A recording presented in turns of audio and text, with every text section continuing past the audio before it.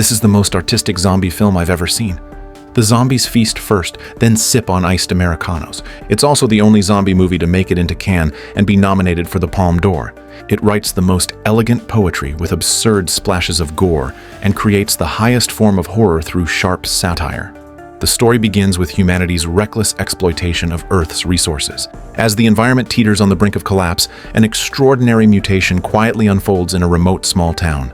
Nature's creatures are the first to sound the alarm. First, tame pets and livestock break free from human control and flee into the forest. Then, tens of thousands of ants abandon their nests and migrate en masse. Soon after, the town's patrolling officers also sense something is off. Though it's already 8 p.m., the blazing sun stubbornly hangs in the sky. Everyone knows it's the result of a shift in Earth's rotation, and scientists have repeatedly issued warnings. But under the relentless brainwashing of profit-driven politicians and energy corporations, people never truly paid attention. Whatsoever. Here's what the Energy Secretary had to say in this evening's press conference. Listen, these alarmists are dangerous liars. Let's not believe something just because one so-called scientist says it's true. At 1 a.m., a purple moon bares its fangs through the clouds, and true horror descends in the cemetery. A decayed hand bursts through the soil as long, slumbering corpses return to the world in zombie form. Meanwhile, the neon lights of a nearby cafe still flicker, and the unaware staff are just getting ready to close up. But as they push open the front door, a zombie lunges straight at a woman, dragging her into its embrace. Hearing her blood-curdling scream, another female staff member freezes in terror, soon becoming the zombie's appetizer. Strangely, the zombies seem to retain some habits from their past lives. After their feast, they calmly pick up the coffee cups and drink with practiced ease. As the bitter coffee flows through their ruined throats, they leave, finally satisfied. The next morning, Sheriff Cliff arrives at the scene immediately after receiving the report. In all his years as a cop, he's never seen carnage like this. Logically, Cliff assumes it must have been wild animals from the forest. But Officer Ronnie, who shows up late, has a different take. Thanks to years of watching horror films, he instantly recognizes the pattern. It's straight out of a zombie movie. Cliff is more speechless than shocked, but gives in and follows Ronnie to the cemetery. While surveying the area, Cliff suddenly trips and falls into a freshly unearthed grave. Looking around at the newly emptied burial plots, he finally realizes how serious the situation is. The two rush back to the police station, intending to warn the town's residents. On the way, Cliff asks Ronnie how to kill a zombie. Ronnie doesn't hesitate. Wielding knowledge gained from countless B-movies, he confidently states, "You have to cut off the head." But Ronnie isn't the only one with zombie expertise. Hank, the hardware store owner and a longtime zombie enthusiast, starts prepping for the fight of his life after hearing about the cafe massacre from toy shop owner Bobby. Bobby, though confused, still helps prepare the weapons without question. As night falls again, the cemetery becomes a true gateway to hell. The dead claw their way out of their graves. A hotel owner searching for his lost cat is among the first to be devoured. His screams mark the beginning of a blood-soaked slaughter. Inside the station, just as Cliff and Ronnie finished gearing up, the corpse of the town drunk, Mallory, suddenly came back to life in the holding cell. She staggered out of the cell, now a mindless zombie, still muttering, "One more drink."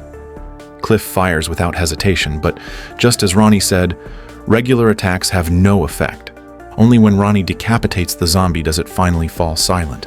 Elsewhere, mortician Zelda is fully focused on performing her personal art on two corpses. But suddenly, the female corpse's eyes snapped open. Zelda, unfazed, casually shuts the corpse's eyes by hand. Moments later, the male corpse, not to be outdone, opened his eyes as well. Are you in this together?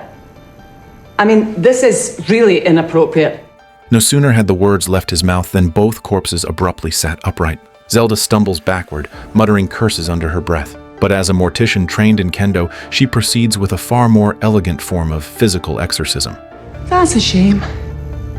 I had them looking so bonny. Soon, the zombie outbreak engulfs the entire town. But the zombies don't wander aimlessly. They're drawn by obsessions from their past lives. Zombie children obsessed with snacks and toys gathered outside the toy store. Meanwhile, zombies addicted to the internet wandered the streets, phones in hand, searching for Wi-Fi. Junkie zombies cluster around the pharmacy, murmuring to themselves, Zombie workers swarm the hardware store, still unable to resist their love of machines. Inside the shop, Bobby and Hank reinforce the doors as fast as they can. But a few zombies manage to break through. Bobby raises his gun, nervously aiming at a zombie's head, and pulls the trigger. Hank quickly grabs a pair of scissors and takes down another zombie. Without wasting a second, the two sprang into action, sealing the front door completely. But just as they think they can finally breathe, fate plays a cruel trick. Just then, a loud banging suddenly came from the back door of the shop. Without giving them any time to react, a massive wave of zombies stumbled in like a flood. Faced with such a terrifying scene, the helpless pair gave up, resisting and resigned themselves to becoming zombie food. Back at the police station, Cliff, Mindy, and Ronnie heard a devastating update come through the radio. It turned out the disaster wasn't confined to their small town. The outside world had also fallen to the zombie outbreak. Just as they were sinking into despair, something even more shocking unfolded outside the window. Mortician Zelda, all on her own, calmly fought her way through the zombies and made it to the police station, and every zombie that tried to block her path was effortlessly taken down. They quickly opened the door to let her in, only for Zelda to immediately ask what their plan was. Cliff, Mindy, and Ronnie stood frozen, completely at a loss. After a moment's hesitation, Cliff, bound by duty, reluctantly led the team out on patrol. Zelda casually offered to stay behind and guard the station. Without giving it much thought, they gladly accepted her offer. But what they didn't know was that Zelda's intentions were far from simple. With a gentle wave of her hand, the computers in the police station suddenly powered on. She flew across the keyboard, and soon the screens were filled with lines of complex, mysterious code. Only then did she smile with satisfaction. Look at all of you.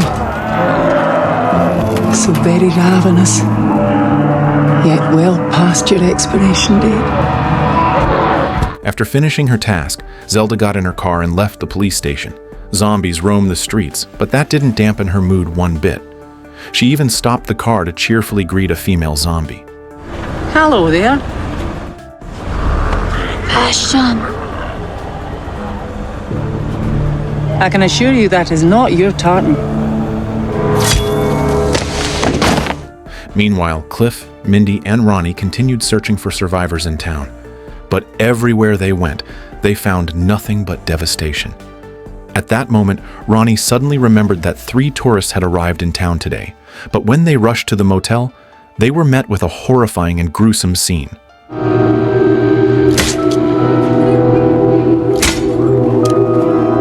Finding nothing there, they decided to try their luck at the cemetery. After all, it was the origin of all the zombies.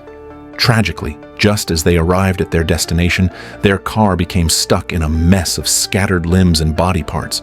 The noise quickly attracted a horde of zombies who surrounded the vehicle in no time. In the midst of their despair, a sudden scream came from the back seat. Mindy had spotted her grandmother, who had passed away years ago among the zombies. That moment pushed Mindy, already on the brink of collapse, over the edge. She flung open the door and ran straight into her grandmother's warm embrace. The 2 people left in the car stared at each other in stunned silence. After finally managing to calm himself, Cliff asked Ronnie the question that had been on his mind all along. How could he remain so calm and composed in the face of such chaos and destruction? After a moment of hesitation, Ronnie revealed a truth that completely shattered him. You really want to know? Yes! I want to know! I really want to know! Okay. I know because I've read the script. You read the script? The whole script? What a dick. Meanwhile, just as Zelda stepped into the cemetery, Cliff and Ronnie were stunned to see the zombies that had trapped them suddenly back away, as if they had received some kind of signal. Confused and unsure what was happening, they witnessed something even more mind-blowing. An alien spaceship suddenly appeared above the cemetery. Was that in the script? No. Not the one I read. As Zelda walked directly beneath the ship, a blinding beam of light shone down from its underside. Once she was pulled into the spaceship, it immediately powered up and swiftly departed from Earth. Faced with one shock after another, Cliff and Ronnie were left completely dumbfounded. Normally, the arrival of aliens would mean either salvation or judgment, but to their surprise, this time the aliens were nothing more than indifferent bystanders. Or perhaps humanity's destruction of Earth had driven even the aliens to give up on us. No one knew the real answer, and no one would ever uncover the truth. Because in the final scene, Cliff and Ronnie, refusing to sit and wait for death, stepped out of the car and began a desperate fight against the zombies.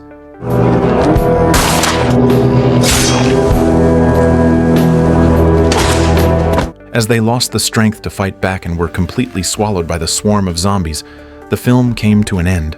Maybe it was never really the zombies who brought the apocalypse, but the insatiable greed of mankind.